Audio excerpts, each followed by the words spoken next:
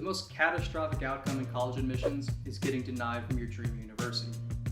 One of the things that frustrates me as an admissions professional independent consultant is that all of these admissions rejection letters follow the same boilerplate template with the same platitudes and the "we regret to inform yous," and it just seems so insincere and riddled with public relations corporate speak. So in this video, I'm going to share with you an honest college admissions rejection letter.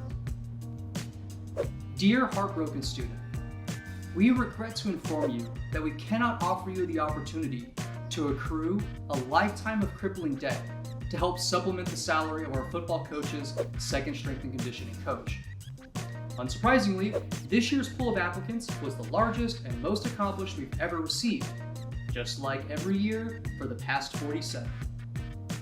That's by design, as we allocated $12.3 million in aggressive marketing and advertising, a 12% increase from last year. In addition, our men's basketball team earning a bid to the Elite Eight caused a surprising spike in interest.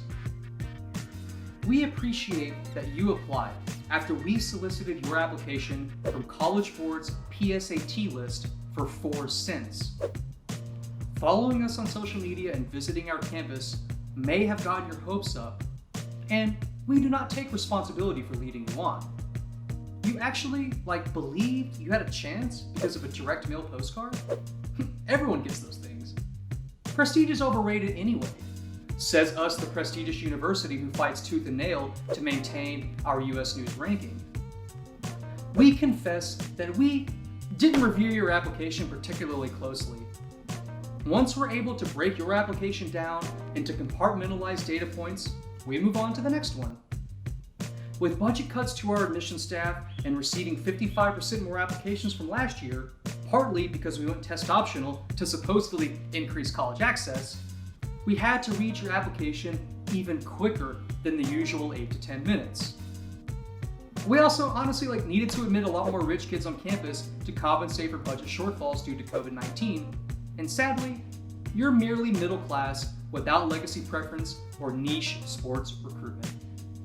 Understand that your inability to pay was a deciding factor in your outcome. Like you, we're also humans who are prone to error, bias, and mood swings. We also have mental breakdowns, failed relationships, strain with our family, hangovers, and many other human ailments. We're overworked, underpaid, and struggling with the transition to remote work. Our profession experiences severe turnover, so whichever admissions representative you spoke with freshman year was highly unlikely to still be employed today. Perhaps you were denied because your reviewer's favorite basketball team lost, or maybe they just experienced a breakup. Maybe your reviewers haven't been getting enough sleep, or they're worrying about a family member who has COVID. Some of us are simply ornery and score applications more strictly and less leniently than others. After reading the 34th application of the evening for the 6th week in a row, you all begin to look the same. Even though we can't recall your essay specifically, it was probably painfully uninspiring and mediocre, partly because our essay topics are vague and non-specific. Our process is highly inconsistent, and I assure you it's neither an art nor a science, but a series of gut feelings and hunches.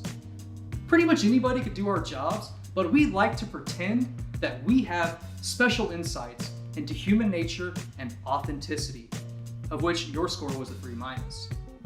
We make up fancy scoring systems and have closed-door committees to give the impression that we're carefully evaluating each applicant.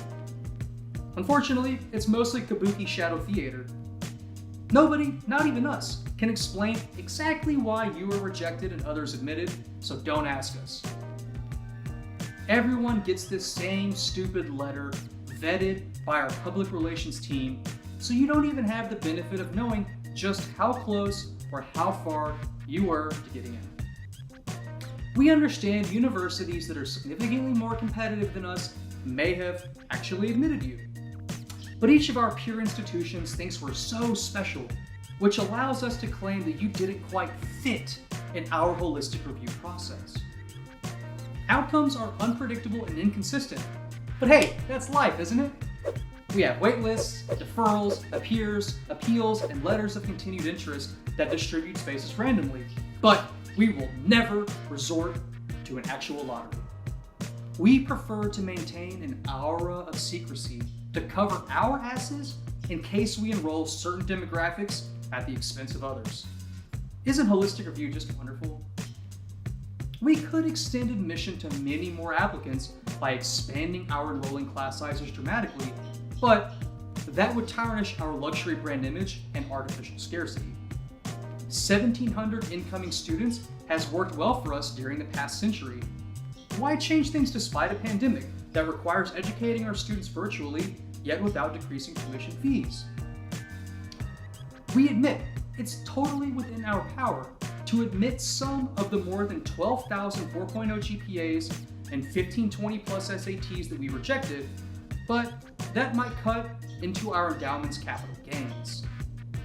Plus, we're busy fighting our graduate students against unionizing. Once politics cuts into our bottom line, our progressive ideals end at woke press releases and superficial diversity recruitment. We'd like to congratulate you on your impressive academic accomplishments, and we see that you have a 78% chance probability of earning a degree in 4 years, plus or minus 2.3%. And we understand that you sacrificed your interests, beliefs, and talents in service to us gatekeepers, and yet you have little to show for it. You did everything that we asked of you, and we're indifferent for your sacrifice. Your National Society of High School Scholars membership will serve you well in the future. Life is unfair, so get used to it at your safety school. Don't email us asking for reconsideration. We're busy with another list of names to buy from the College Board to entice future applicants to apply and subsequently reject. Thank you for your application fees. Me, Senior Admissions Communication Middle Manager. Thanks for watching. I hope you enjoyed this video. Don't forget to like and subscribe. You can find my email in the information section of this video, so feel free to reach out if you're interested in working together.